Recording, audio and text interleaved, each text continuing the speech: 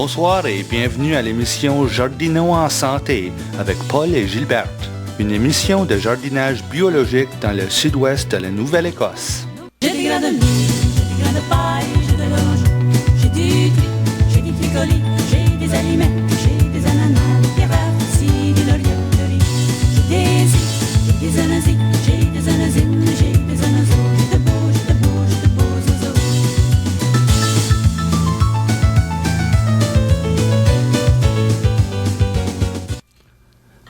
Et bonsoir tout le monde à l'émission Jardinons en santé avec Gilberte et Paul. Ça, c'est l'émission qui parle du jardinage biologique dans le sud-ouest de la Nouvelle-Écosse. Et aujourd'hui, notre thème, c'est le compostage. Et on va essayer en baillant l'essentiel du compostage, on va essayer d'aborder ça d'une manière différente. Mais avant de procéder, Gilberte, comment ça va? Ah, ça va pas trop pire, là, Paul. Tu es sur un petit brin enroué. T'étais malade, j'ai entendu parler. Il y a un petit oiseau qui m'avait raconté des histoires, là. Ben, c'est ça. Imagine-moi que moi, j'ai attrapé de la pneumonie. Je sais pas de où que ça sorti parce que c'était un rhume un jour. Puis au jour de lendemain, c'était venu de la pneumonie, puis j'étais malade comme un chien. Puis toi aussi, t'as voyé une manière d'enroyer. Ben moi, c'est la saison des réunions avec les agriculteurs. Puis tu sais, les rois des pesticides, ils ont des virus aussi. Puis moi, j'ai attrapé le rhume la semaine passée. Mais c'est rien comme des poumons vifs, tu sais. Oui, mais ça sent mieux. Ah, ça sent mieux, là. Aujourd'hui, j'ai travaillé une pleine journée. J'ai transplanté dedans la serre aujourd'hui. Il faisait beau. J'ai commencé avec 2 chandails puis ma calotte. Puis j'ai fini mon travail après-midi avec une t-shirt. Ça fait que c'était beau puis chaud dedans les serres. Puis là, j'ai eu la chance de faire un gros lot de travail aujourd'hui. Oui. C'était satisfaisant. C'est aussi bien qu'on souhaite un joyeux printemps aux gens qui écoutent Jardinons en santé parce que exactement, selon le calendrier, puis selon même la température dehors, là, c'est le printemps.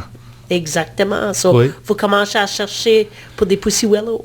J'en ai vu hier. Tu en as vu hier? Oui, il y avait un plein arbre pacté de pussy willow.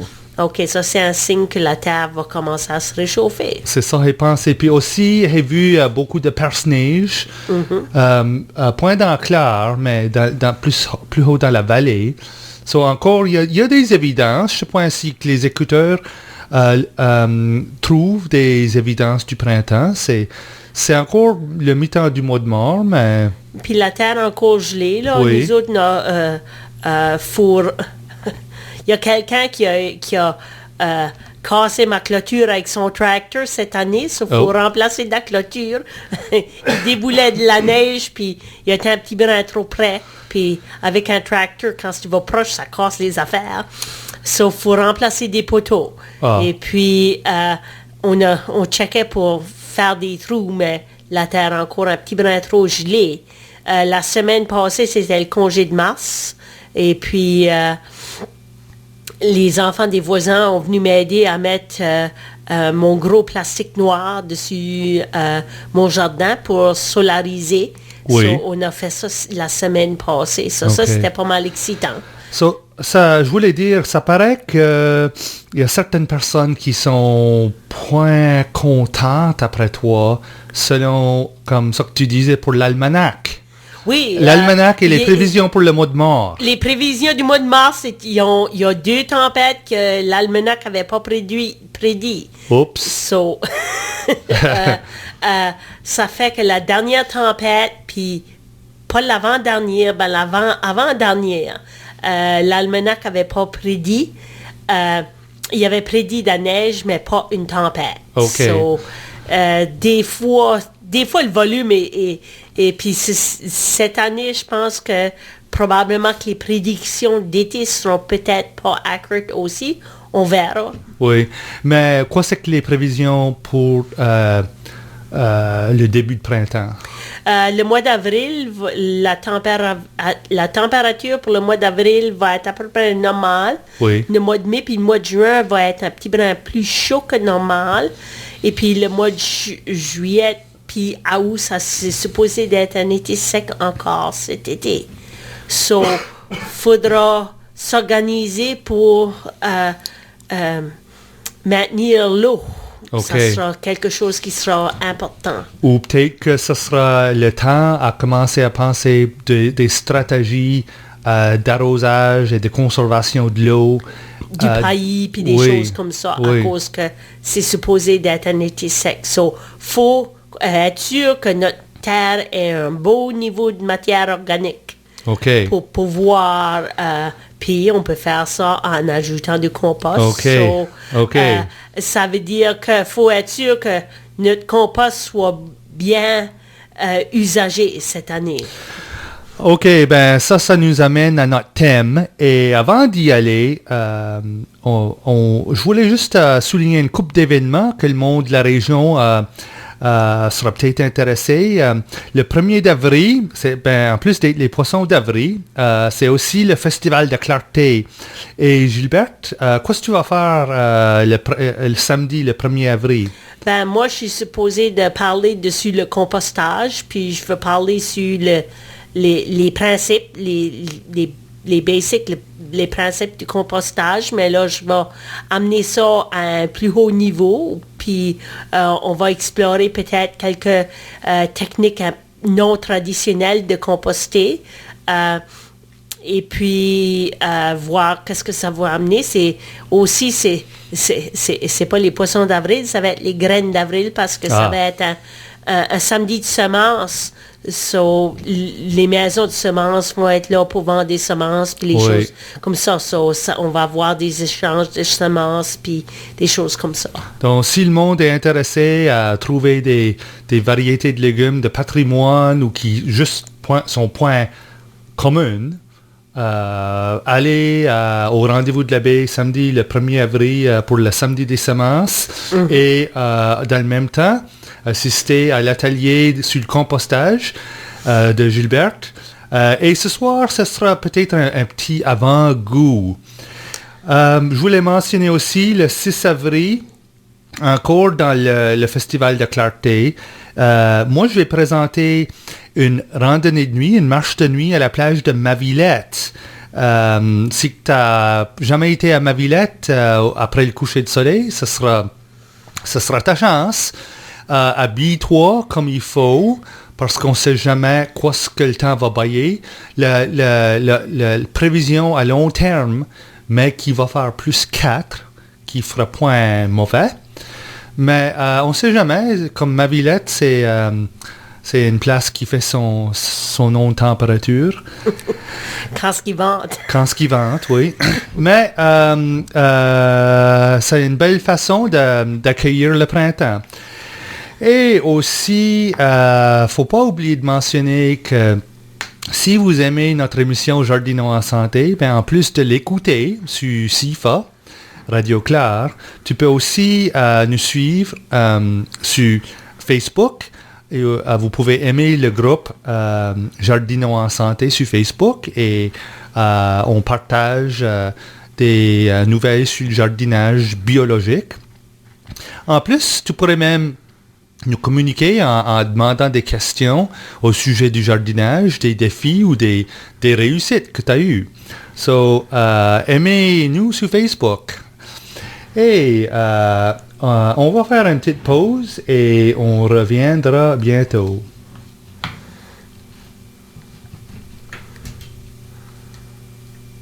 Et peut-être que ça viendra pas tout de suite. Les gagnants de 1200 pièces choc au tirage Y12 du 10 mars sont Rachel Surette, Pubnico West Lebon, billet 1781, vendu par le magasin Y12. Mariner Center Group, billet 0835, vendu par Anna Thompson. Jolene Muse, Yarmouth, billet 0060, vendu par Yvonne Surette. Matt McMillan, Yarmouth, billet 1649, vendu par David Gorman.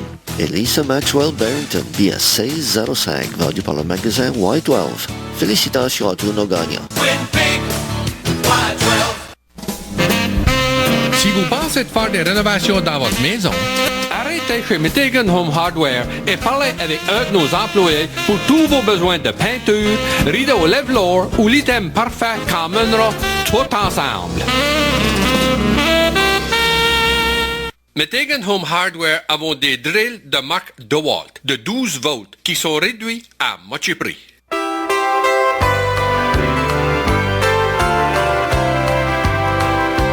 Petits enfants, jouez dans la prairie, chantez, chantez le doux parfum des fleurs.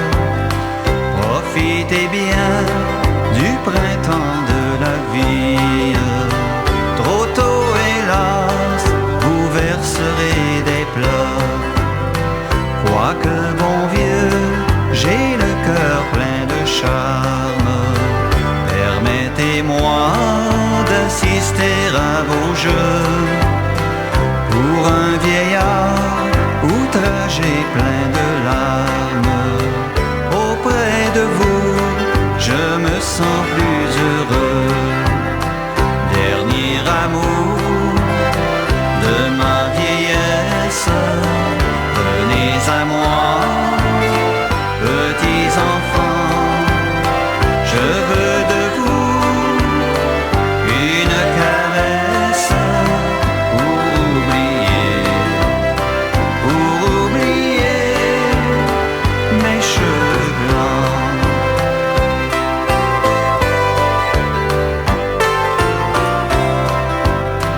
Petits enfants, vous avez une mère, et tous les soirs près de votre berceau, pour elle au ciel, offrez votre prière. Aimez-la bien jusqu'au jour du tombeau. En vieillissant, soyez bons charitables. Aux malheureux, prêtez votre secours. Il est si beau d'assister ses semblables. Un peu de bien embellit nos vieux jours. Dernier amour de ma vieillesse, venez à moi, petits enfants, je veux de vous une caresse pour oublier mes cheveux blancs.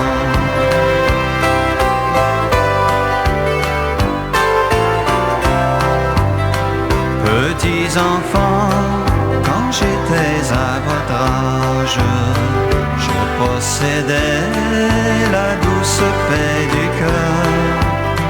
Que de beaux jours ont passé sans nuages. Je ne voyais que des jours de bonheur. En vieillissant, j'ai connu la tristesse.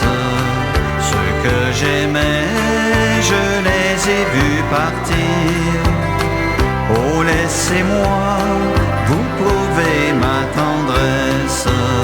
C'est en aimant que je voudrais mourir. Dernier amour de ma vieillesse, venez à moi, petits enfants, je veux de vous une caresse pour oublier mes cheveux blancs, pour oublier mes cheveux blancs.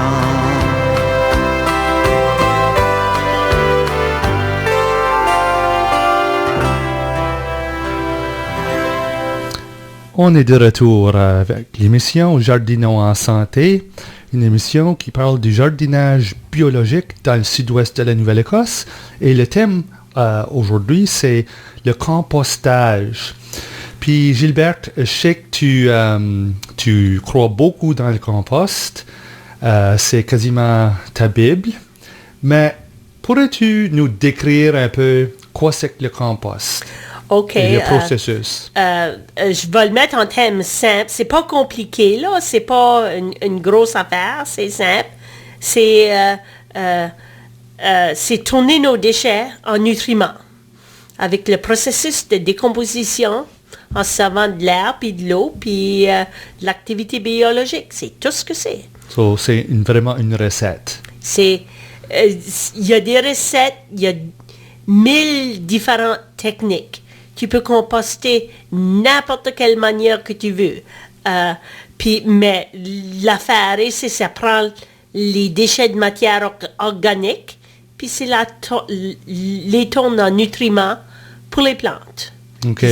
Je me rappelle C'est quand... tout ce que c'est. Je me rappelle quand on parlait beaucoup en premier du compost, il y avait beaucoup de règlements pour ce que tu pouvais mettre dans le compost, ce que tu pouvais point mettre dans le compost. Puis, il me semblait que c'était compliqué. C'est compliqué d'une manière parce qu'il faut que tu balances les choses. Oui. Faut que tu balances le carbone puis l'azote. Ah, OK. Puis c'est ça la clé. Moi, d'habitude, je me sers pas du mot carbone puis azote. C'est du brun puis du vert. OK. So, OK, parce que ça, moi, c'est je suis plus visuel. Je suis pas trop dans les mots techniques, là. En parlant de la recette, ce sont les ingrédients. C'est les bruns puis les ingrédients, verts. les bruns puis les verts. Puis les bruns, c'est comme des feuilles, des écopots de bois, du papier, des plantes mortes, des choses comme ça. Le vert, c'est de l'herbe, nos déchets de cuisine, du fumier frais, du blood meal, du bone meal, des choses comme ça. Et d'habitude, la ration, c'est de 25 à 1. 25 bruns à 1 vert. So, 25 parties. De brun OK. à une partie de vert. OK. So, le vert est très petit. Oui, puis d'habitude, ça que tu fais, c'est que tu fais comme des sandwichs. Hein? Oui. Et puis c'est comme ça, comme le brun est beaucoup plus gros que le vert. OK. Ça va prendre plus de volume quand ce que tu... Exactement. Quand ce que tu fais ton Et compost. puis, quand ce que tu fais ton compost, dépendant de la technique que tu veux choisir, c'est important d'avoir le ratio. Il y a du monde qui mesure ça. Ils prennent un seau de 5 gallons, puis ils mettent une dizaine de seaux de 5 gallons de feuilles, puis un seau de 5 gallons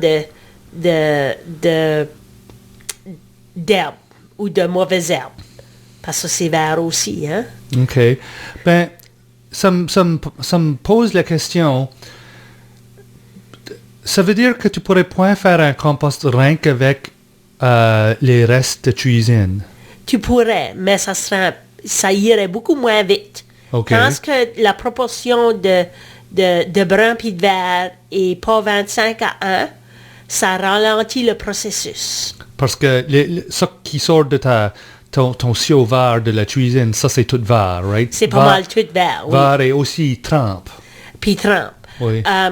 Et puis ce qui arrive, c'est le brun du compost, c'est l'habitat pour tes bactéries puis tes microbes qui vont travailler pour tout prendre les nutriments de tes déchets de table pour les mêler dedans le brun.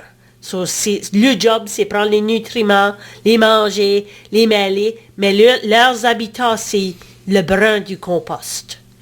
Puis si on n'a pas assez de brun, ce qui va arriver, c'est que soit que ça va composter extrêmement vite, puis ça va faire comme ça va quasiment brûler. OK. OK, parfois tu peux trouver des petits morceaux, c'est quasiment comme des cendres, comme des petits morceaux que c'est noir. Ça veut dire que le compost a composté trop vite, puis sa manière de cuire. Et est-ce que ça risque d'affecter l'analyse des nutriments? Non, pas nécessairement. C'est rien que c'est ça qui est arrivé. Okay. Tu peux t'en servir pareil. Et puis, si que les proportions sont moins bonnes, parfois le compostage va beaucoup plus lentement. et puis ça te prend plus longtemps à avoir du compost fini. Puis ça, c'est une partie du challenge parce que l'automne, c'est dans ce temps-là de l'année que tu as toutes tes feuilles, tu as toutes tes plantes mortes, puis tout ça, puis tu n'as pas beaucoup de vert. Puis le mi-temps de l'été, tu as beaucoup de vert, mais pas beaucoup de brun. So, d'habitude, ce que le monde fait, c'est qu'il essayant d'en sauver d'une saison à l'autre pour là, les mêler plus tard. Il y a beaucoup de monde qui aime faire le compost l'automne puis le printemps, parce qu'il y a beaucoup de brun alentour. Oui, on fait tout d'un coup. Puis ce qu'ils faisaient, c'est le vert, ils le laissent dans une pile jusqu'au printemps, quand il y avait les feuilles, puis toutes les choses. Oh, OK. Puis là, ils font leur compost, le finissent, puis là, le laissent composter pour 6 mois. Et puis là, l'automne, ils le défaisent, puis ils s'en servent. OK, d'après ça que tu viens de dire, comme le compost, bâtir un tas de compost, ça sera vraiment quelque chose qui pourrait se faire tranquillement. Disons que tu as sauvé un pile de feuilles brunes. Exactement. Là, tu mettras une couche de feuilles brunes, puis là, tu pourrais, au cours d'une semaine, garocher tes restes de table. Exactement. Tu fais ça, puis couvrir avec tes feuilles brunes. Exactement. Puis là, tu continues à faire comme un sandwich. Mais là. tu vas pas mettre toutes tes feuilles brunes tout d'un coup. Tout d'un coup, c'est ça. Il faut quasiment que ça soit mélangé. Et puis, il y a beaucoup de monde pour accélérer le compost, le tourne. Oui. Le plus que tu le tournes, tu ajoutes beaucoup plus d'air. Puis là, les microbes aérobiques travaillent plus vite. Et puis là, le compost va plus vite. La température monte, qui tue les bactéries puis les maladies dedans ton compost. Puis les mauvaises herbes, les graines de mauvaises herbes. Puis ça fait... Le compost finit beaucoup plus vite. L'Université de Californie a une technique que tu peux faire du compost dans 14 jours. Wow. Tu tournes ton compost à tous les jours, donc. Oui. OK? Tu ajoutes de l'air à tous les jours. Puis ça veut dire que c'est un peu plus de travail. Une autre manière de faire du compost plus vite, c'est les tourneuses. Tu sais, les composts, que c'est des gros barils que tu tournes. OK. Puis là, tu tournes le compost à tous les jours. Puis là, ça va plus vite. L'activité biologique va beaucoup plus vite parce que tu ajoutes de l'air. Ben, j'ai une question par rapport à ça. Avec un de ces barils-là ou avec comme les compost bins qu'on peut avoir de la municipalité ou des choses comme ça ou de la quincaillerie, est-ce que ça peut vraiment produire assez de compost pour les besoins d'un jardin typique? Comme je sais que dans ton exemple, à la ferme Wild Rose, c'est une ferme commerciale. J'achète encore du compost. Oui. Parce que j'achète des worm castings. Ça, c'est Oui. une forme de compost, Ben n'est-ce oui. pas? Puis je dépense trop d'argent sur des worm castings. Oui. Mais un jardin typique d'une famille dans la région, est-ce qu'un baril comme ça pourrait produire assez de compost pour tes besoins? Oui, si tu sois sûr de collectionner le plus possible. Puis ça veut dire tout composter ce que tu peux. OK. OK? Incluant d'importer des choses, disons? Si tu as des voisins qui veulent contribuer, oui. Et puis, dépendant combien gros est ton jardin. Jardin typique, 20 pieds par 20 pieds. Les déchets d'une maison devraient pouvoir supporter un jardin de 20 pieds par 20 pieds. D'habitude, quand tu ajoutes du compost à ta terre, tu ajoutes 2 ou 3 livres de compost par mètre carré. Ça veut dire 2 ou 3 litres de compost par mètre carré. Une fois que le compost est fini, tu n'as pas besoin d'en mettre trop épais. Puis c'est ça le bénéfice du compost. Une fois que le compost est fini, tu n'as pas besoin de mettre comme quand tu mets du fumier frais dans un jardin, tu mets 6 pouces de fumier. quand tu mets du compost dans le jardin, tu mets un demi-pouce de OK. compost. C'est ça la différence. L'activité biologique est déjà finie et puis les nutriments sont beaucoup plus stables. Ils vont pas succomber à l'érosion. Ils sont pris par la plante beaucoup plus rapidement. Et puis le humic acid de la matière organique stabilise la terre. Oh. Les enzymes qu'il y a dans le compost stabilisent la formation de la terre afin qu'elle se compacte beaucoup moins. OK. Dans ce cas-là, on parle souvent de mettre du fumier dans les jardins. Et si on n'a pas du fumier, comme si on n'a pas de bête et on produit pas de fumier sur son terrain, c'est important d'aller en acheter et puis pour ajouter dans son compost, dans la recette de compost? Moi, si tu manques de verre, oui.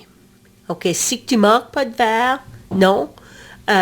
Si tu manques de verre, tu peux toujours ajouter comme du blood meal ou du bone meal à la place, ou des corps de homard, ou des choses comme ça. Des algues, ça c'est une autre source de... Des algues, c'est classifié comme la partie verte de ton compost. Oui. Et puis, si tu te sens que le niveau d'azote est pas si haut que ça dans le compost, ou si tu te sens qu'il n'y a pas assez de verre, tu peux toujours acheter un peu de fumier ou du fumier de verre de terre, puis l'ajouter à ton compost. OK.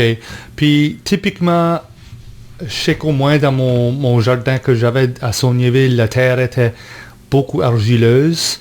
Dans un cas où on tente un traitement pour un problème comme ça, disons un problème d'argile et un problème de fertilité bas, ça c'est un différent cas, hein? Oui, mais là, le focus serait pour être sûr d'avoir beaucoup plus de matière brune, parce que tu veux monter ton niveau de matière organique. Donc, pas nécessairement plus de Pas nécessairement plus de verre. Ça aussi que, quand, tu sais, l'automne, là, quand le voisinage a des feuilles dans des sacs, tu ramasses des feuilles puis tu les mets dans le jardin. Oui. On va faire une petite pause, puis on reviendra avec la question du compost froid versus le compost chaud.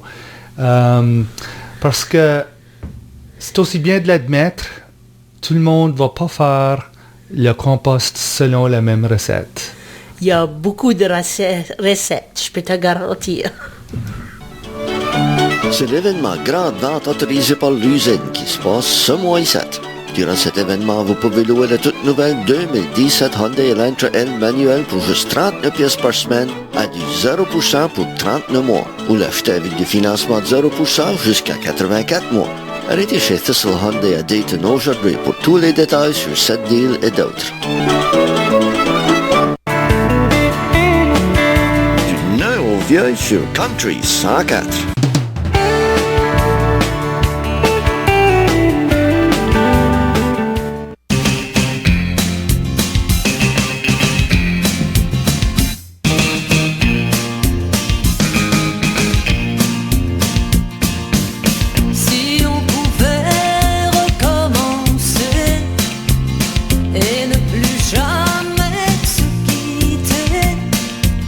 Si on pouvait se reparler.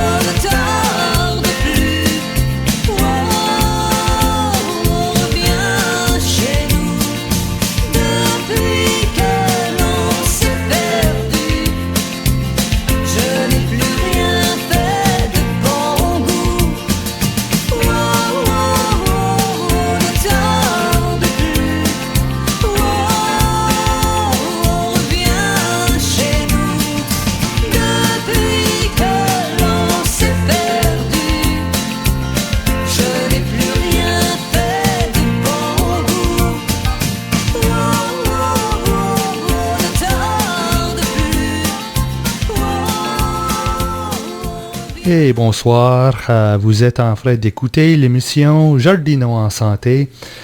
Et notre thème ce soir, c'est le compostage.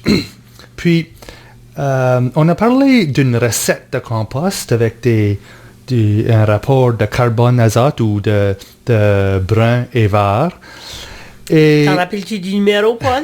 un rapport de 25 parties de brun à une partie de vert. Et je lisais qu'un tas de compost peut monter jusqu'à 50 à 60 degrés Celsius dans un petit tas de compost. Oui. Mais moi, je sais que dans mon expérience, que souvent, comme je faisais point ça juste à la parfaite recette. Comme des fois, je brossais pas. Des fois, je faisais rien que de mettre toutes mes feuilles. Ou, tu sais, comme...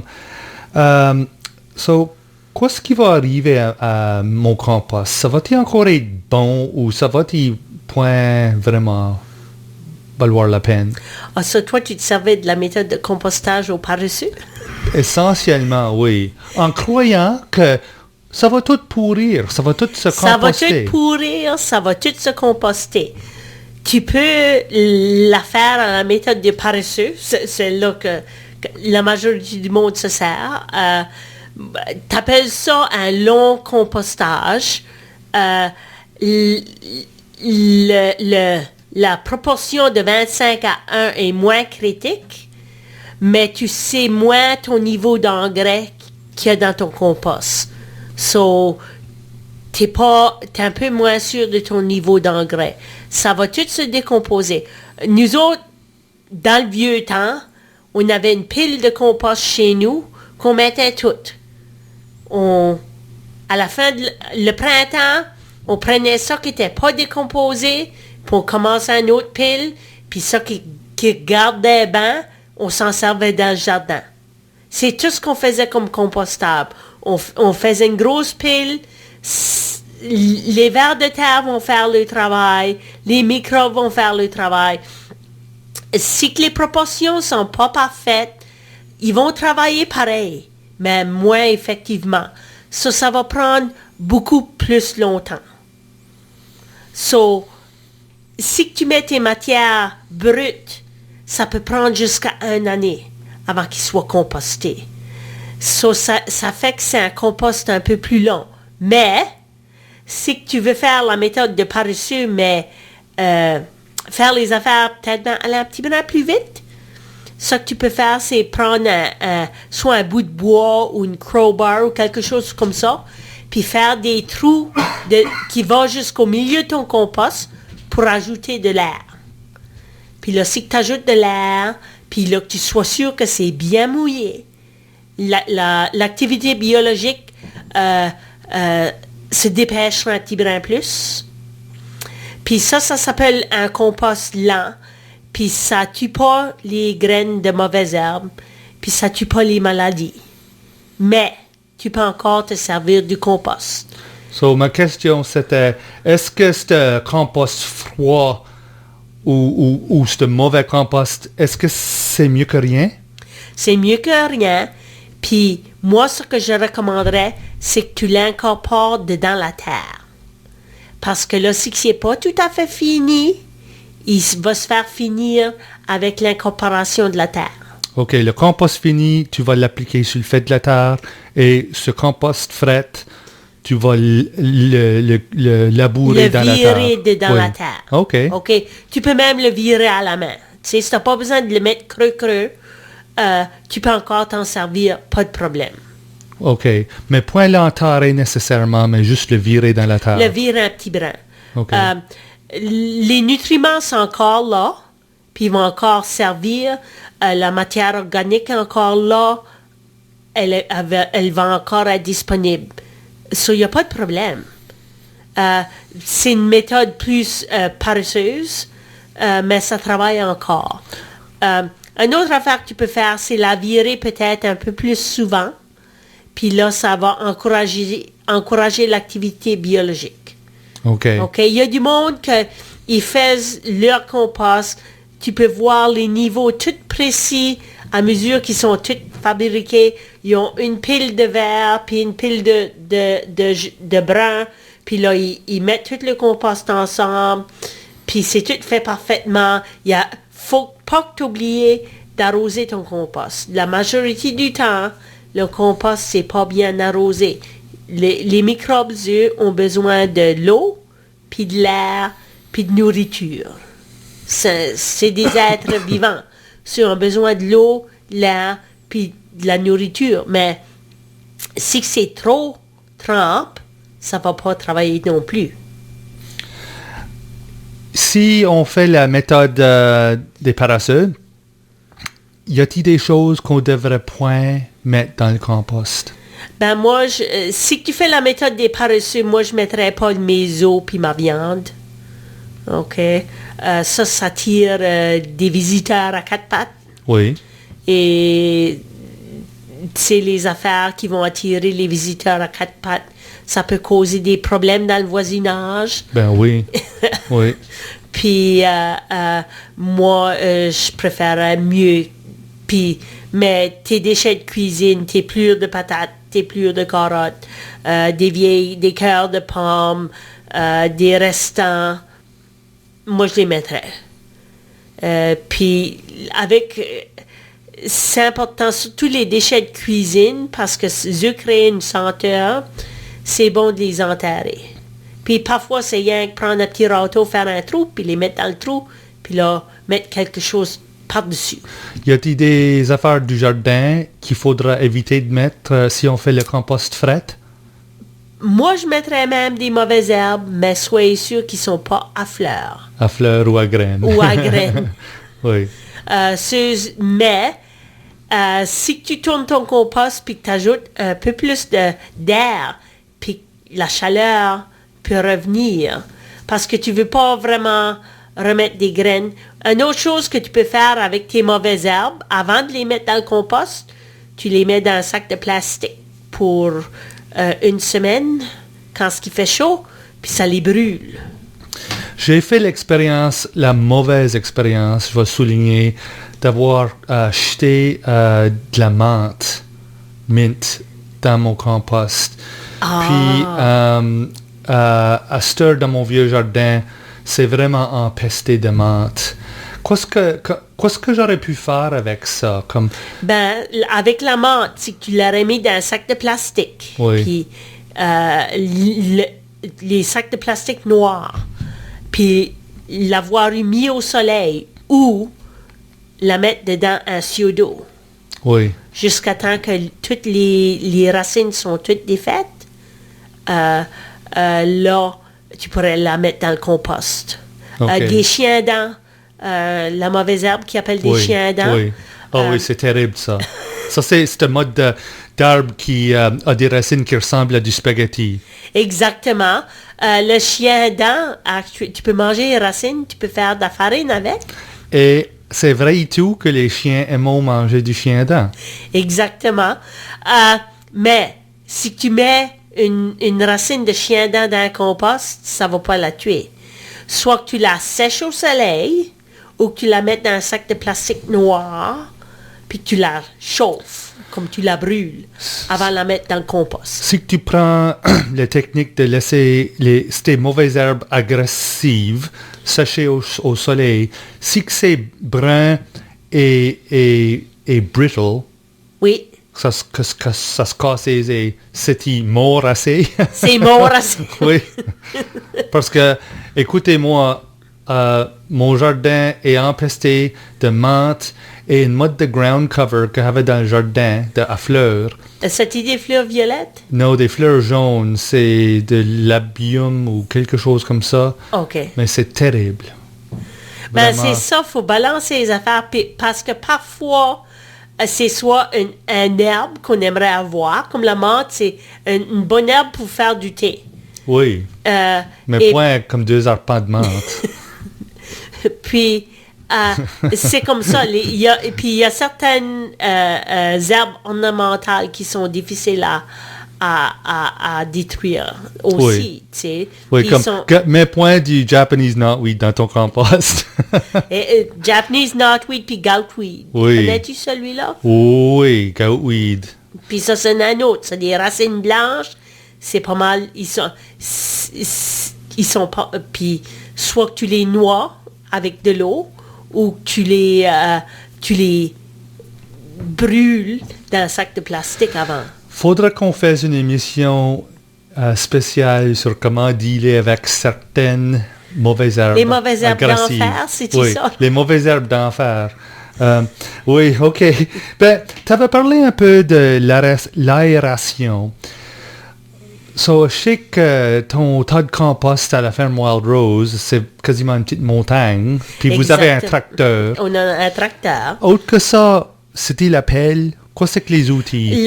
L'aération, avec le compost, nous autres, on a une grosse crowbar qu'on sert pour mettre nos poteaux dans le champ. Mais on fait des gros trous à peu près 6 pouces de diamètre qui va jusqu'au milieu du compost pour ajouter de l'air.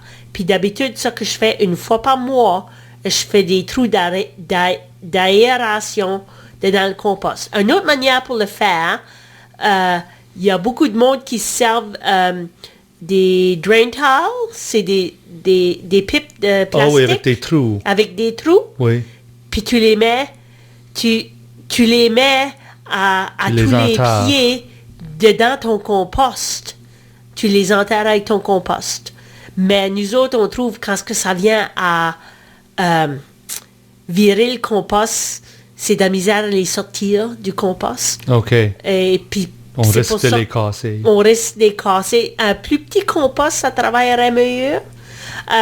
Avec les petits composts, il y en a qui font des bines de compost de bois avec 4 pouces qui est levé de la terre, 4 pouces, pour que l'air puisse entrer dessous. Oui. Puis ça fait que ça accélère pour comme dans les plus petites fermes, c'est ça qui fait. Dans les endroits, les gros endroits de compostage, d'habitude, il envoie de l'air dedans le milieu de la compost avec de l'air à pression. Oui. Avec cette idée du crowbar que tu avais mentionné au début, tu perces des trous dans le compost. Je perce des trous dans le compost. C'est pas vraiment tourner le compost. Non, tu fais des trous à peu près 6 pouces de diamètre. Puis tu peux aller jusqu'au milieu. Puis je les fais à peu près tous les 2-3 pieds. Et puis ça s'ajoute de l'air, naturellement. Oui.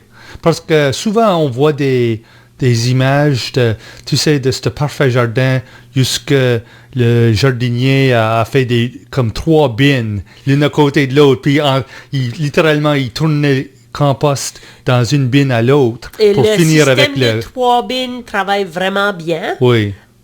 Parce que tu as du compost que tu as fini, du compost tu as commencé, oui. Puis ta réserve de vert puis de brun. Mais entre moi et toi et tout le monde qui écoute, j'espère qu'il y a du monde qui écoute, en tout cas, entre nous, j'ai jamais vu ça en opération. Il y a quelques jardiniers qui s'en servent, oui. Oui. Mais la majorité du monde, c'est une grosse pile en quelque part. Oui, oui. Puis comme nous autres, ce que je fais, c'est l'automne, j'accumule pas mal tous mes bruns. Puis là, c'est laissé dans une pile au côté où le compost va se faire. Oui. Et puis, moi, dans mon compost, le milieu, c'est le seul endroit où ça chauffe vraiment, vraiment. So, toutes mes mauvaises herbes et puis mes plantes avec des maladies vont dans le milieu du compost. So, quand il est en train de patenter mon compost avec le tracteur, il fait sûr que mes vieilles vignes de tomates, mes vieilles vignes de cocon, mes vieilles vignes de choses comme ça, vont dans le centre du compost. So, d'habitude, l'automne, je les accumule toutes, puis je fais une pile, puis là, quand il va commencer à sortir le fumier de la grange, là, il va commencer à patenter le compost autour de ça. OK, c'est le temps pour une petite pause et on reviendra avec la fin de notre émission au sujet du compostage. Sig la fonta fest ut se rank point kofar, petit sans point comme coquille, un chut topon, venouar à chez l'ami. Eux sont tout le temps là pour faire du café. Le manger est bien, puis ça prend pas longtemps. Essaye notre fameuse poutine ou même la poutine au homard. Ou grille-toi un burger, puis finis ton lunch avec une bonne crème glacée. Chez l'ami à la pointe de l'église. Un parfait endroit pour manger dehors ou dans l'auto. Revoir tous les jours de 11h le matin à 10h le soir. 769-0001, show numéro 1. Les parents hauts, les parents bas. C'est-il temps de troquer votre camion? Vous avez de la chance. C'est le mois de camion à Murray GM. Sauvez jusqu'à 10 500 pièces ou prenez avantage du financement de 0% pour un maximum de 72 mois sur tous les Silverado et Sierra 2017. Avec le plus grand choix d'inventaire et les meilleures affaires en ville, votre prochain camion vous attend à Murray GM, où notre réputation est votre garantie.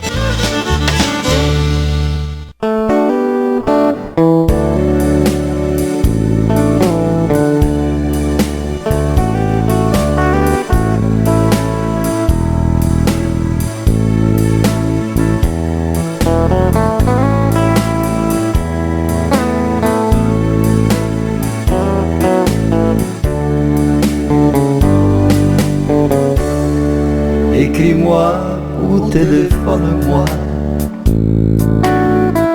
À toi de faire ce que tu voudras. Aujourd'hui tu as décidé de partir pour un long séjour. Aujourd'hui je te l'avoue, l'amour ne sera plus au rendez-vous.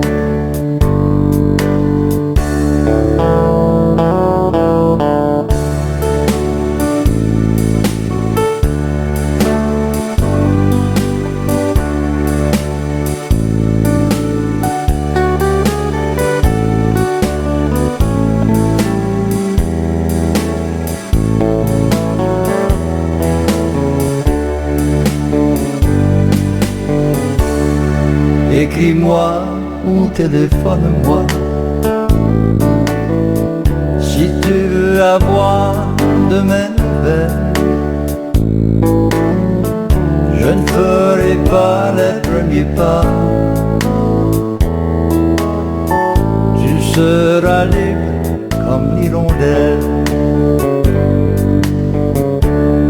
Tu joues à la grande demoiselle.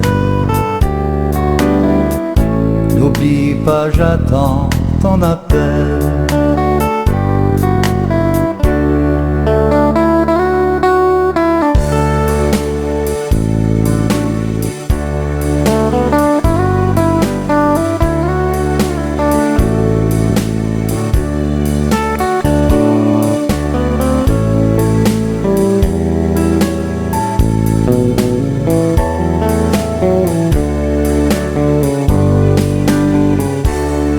Écris-moi ou téléphone-moi.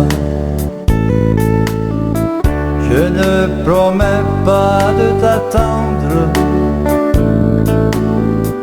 Je ne suis plus l'homme que tu crois. Ne crois plus que je suis à toi. Avec le temps je vais apprendre.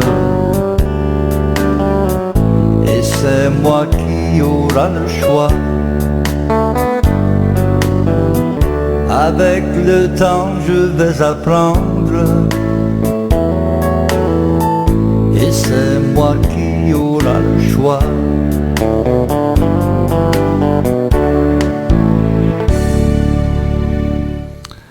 Vous écoutez l'émission Jardinons en santé avec Gilbert et Paul et ce soir, je parle du compostage parce que, je pense qu'on l'a dit quasiment à toutes les émissions, le secret d'un jardin bio, c'est la santé du sol. Puis il faut pas oublier, ça coûte pas cher. sauver du compost. Oui. C'est une des techniques les moins dispendieuses qu'on peut se servir dans le jardin pour se sauver un petit brin d'argent. À comparer avec des sacs de produits chimiques. Exactement. Là. Oui.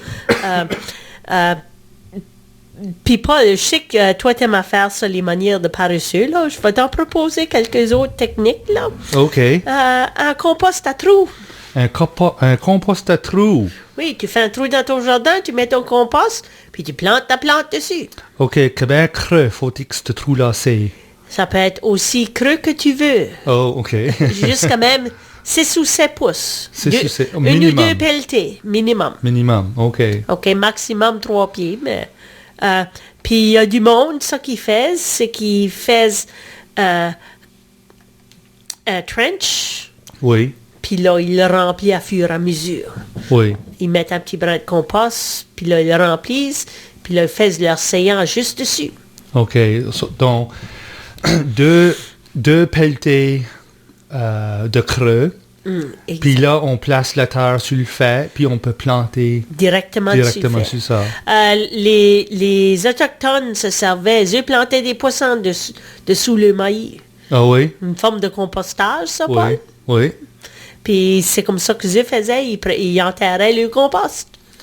Dans le cas du maïs, puis des choses qu'on plante en butte, ou comme ça, ça fait encore plus de suite, hein? Parce Tu creuses un trou dans la terre quand tu plantes tes tomates, Paul. Oui. Tu creuses le trou un petit brin plus gros, puis tu mets du compost dessous, puis là, tu plantes par-dessus. Il y a une Madame Ruth Stout, elle a écrit beaucoup de livres à jardiner à la paresseuse. Oui. Elle avait jamais de pile de compost. Elle mettait son compost dessous 6 pouces de paillis. OK, donc la Elle terre, mettait le direct compost. dessus la terre. Elle mettait son compost 6 pouces de paillis, puis elle mettait toutes ses transplantes dedans. OK. Puis ça travaillerait, par exemple, je sais qu'il y a beaucoup de monde qui aime de mettre beaucoup d'écopots de bois sur le couche de fleurs. So, tu as besoin de pousser les écopots de bois, mettre ton compost, les enterrer. OK. So, ça, c'est une des techniques un petit brin plus facile. Tu n'as pas besoin de trop d'efforts. Tu peux avoir un compost en élevant des vers de terre dans ta maison. OK, du vermicompostage. Du vermicompost. Tu peux faire un compost en te servant du bokashi. D'habitude, c'est des écopots de bois qui sont activés avec des bactéries. On achète, qu'est-ce qu'on achète? T'achètes le bokashi, le son de scie qui a des bactéries. Oui. Puis tu mets tes déchets de cuisine, puis tu fais tout ça dedans un sio. Oh, puis là, OK. tu l'ajoutes au jardin. Tu l'ajoutes au jardin.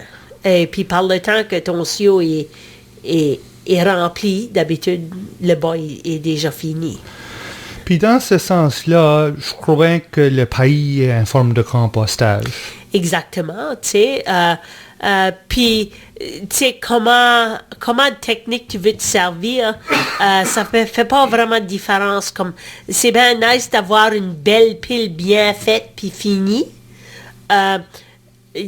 Comme, par exemple, les fermes biodynamiques, le pile de compost a une dimension spécifique.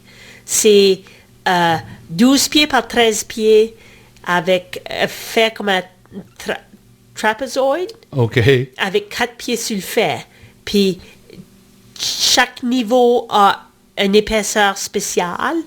Et puis ils servent des préparations biodynamiques dedans. Ça, c'est manière de l'extrême.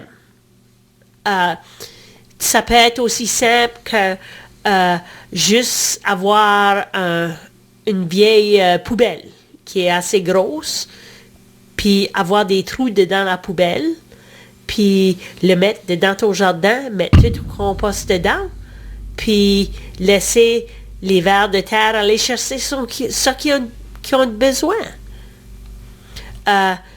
Puis, il y a beaucoup de différentes manières à faire. Puis, moi, je me sens que quand c'est trop compliqué, le monde ne veut pas le faire. Oui. So, c'est important de le garder simple. Puis, comme le trench compost, il y a une année, moi, j'ai toutes mes fines herbes. Ça a été patenté comme un trench compost. C'était une année qu'on avait une grue qui pouvait faire des trous. So, j'ai fait faire 4 gros trench. Puis, on a tout ajouté notre compost. À mesure. À mesure. Quand ce que j'ai fait dedans ma serre, mes raised beds, ça c'est une forme de compostage. La méthode lasagne, c'est une forme de compostage. Ou même, comment est-ce qu'on appelle ça, les Kugel Hill ou... Ugelbeet. yeah. ça, Oui. ça, c'est une autre forme de compostage. Comme la méthode lasagne que tu mets un petit brin de ceci, un petit brin de ça, un petit brin de ça. So, si que cette année, vous faisiez des couches, des raised beds qui sont levés, commencez votre compost juste dedans. Oui. Puis mettez-les dans le bas de votre raised bed. Puis là, tout ce que tu as besoin, c'est 2 pouces de terre. Mais quand ce que tu fais un raised bed, c'est bon de le pacter comme il faut. Ça, c'est pour... OK, tu mettras toutes tes matières organiques, couvriras ça avec la terre, puis le pacter. Puis le pack-les. Oui. Avec comme marche dessus. Lutter autant d'air que possible, I guess. Autant d'air que possible. Puis là, tu ajoutes ta terre sur le fait. OK. Il y a beaucoup de monde, c'est ça qu'ils font. Ils prennent le compost brut, ils font un raised beds, puis c'est comme ça, tu peux le faire, mais il faut que tu réalises que ça va se compacter à mesure que les vers de terre et les bactéries vont être actifs, que ça va se baisser, le niveau va se baisser à tout, ça peut se baisser jusqu'à 6-7 pouces. Il faudra probablement ajouter plus tard. Puis, je suis en train de sauter en avant. Si on fait ces couches comme ça, un été sec, il faudra assurer que les couches sont bien arrosées. Bien arrosées, Oui. exactement. Les couches levées comme les raised beds prennent beaucoup plus d'eau qu'un jardin qui est plat. Oui. OK, ben, on a juste un petit peu de temps avant la fin de l'émission. Ça, c'était Jardinons en santé. On pense que notre prochain thème va être le traitement du sol pour comme avoir une bonne saison de jardinage. On espère que vous reviendrez écouter Jardinons en santé. Bonsoir.